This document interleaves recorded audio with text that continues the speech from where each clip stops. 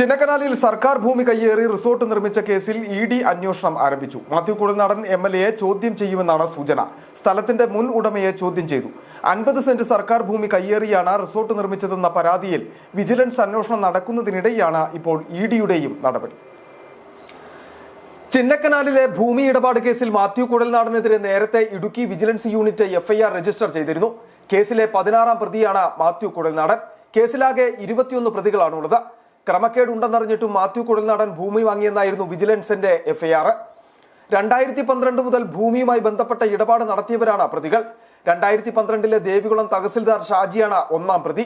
ഇടുക്കി ചിന്നക്കനാലിലെ കപ്പിത്താൻ റിസോർട്ട് പ്രവർത്തിക്കുന്ന മാത്യു കുഴൽനാടന്റെ ഭൂമിയുമായി ബന്ധപ്പെട്ട വിജിലൻസ് നടത്തിയ അന്വേഷണത്തിൽ സർക്കാർ പുറമ്പോക്ക് ഭൂമിയടക്കം കയ്യേറി റിസോർട്ട് നിർമ്മിച്ചുവെന്ന് കണ്ടെത്തുകയും തുടർന്ന് റവന്യൂ വകുപ്പും കേസെടുക്കുകയും ചെയ്തിരുന്നു. വിജിലൻസ് ഇക്കാര്യത്തിൽ അന്വേഷണം വിശദമായി നടത്തിവരുന്നതിനിടയിലാണ് ഇപ്പോൾ ഇഡിയുടെ നടപടിയും കുഴൽനാടനെതിരെ എത്തിയിരിക്കുന്നത്. City vision, Chinnakanal.